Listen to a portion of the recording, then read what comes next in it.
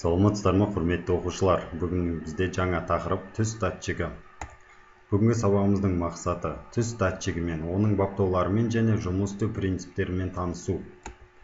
Жалпы бүгін бізде жаңа сөздеріміз бар. Түс датчигі, датчик цвета, color sensor. Ең алдымен біз робот деген не екенін біліп алуымыз керек, балалар. Робот дегеніміз тірі организмнің принципі бойынша құрастырылған, жандандырылған автомат құрылғы.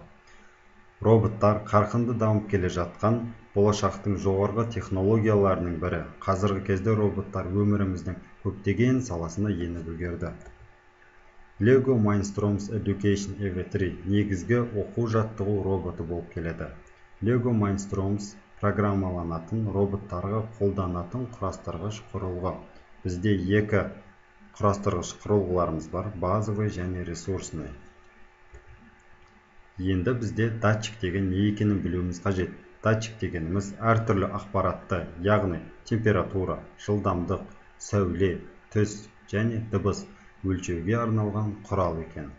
Датчиктер электронды және механикалық болып екіге бөлінеді.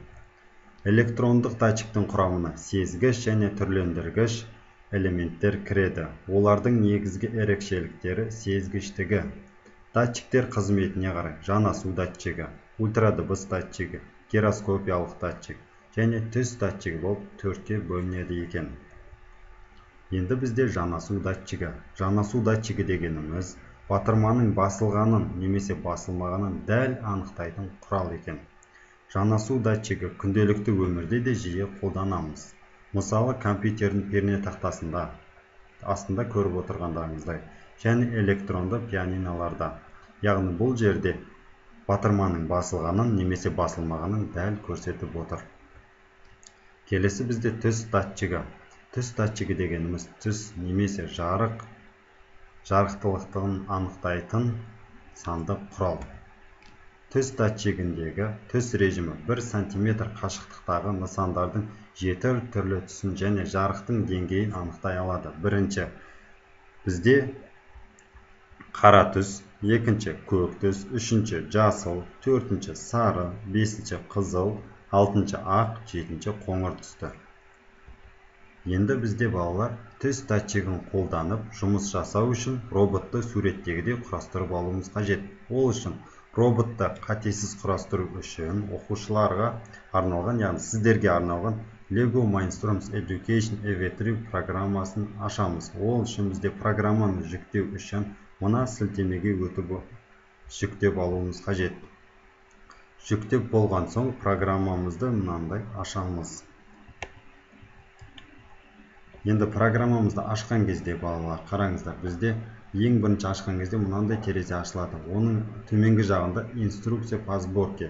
Одан кейін жанында конструкторский идеи деген басамыз. Міне приводный платформа. Біз дәл осыны біз кіріп осыған құрастырып алуымыз қажет. Осыны құрастырып алып болғаннан кейін бізде келесі түс датчигін орнатып алуымыз қажет. Міне түс датчигі, осыны біз жаңағы роботымызға құрастырып аламыз. Құрастырып болғаннан кейін енді біз плюс батырмасын басамыз. Енді программаны құрып алуымыз қажет, роботымыз дайын болса. Енді біз роботымызды, бізде мынандай тапсырма болсын. Роботымыз жүріп келе жатып, қара түс көрген кезде тоқтау қажет.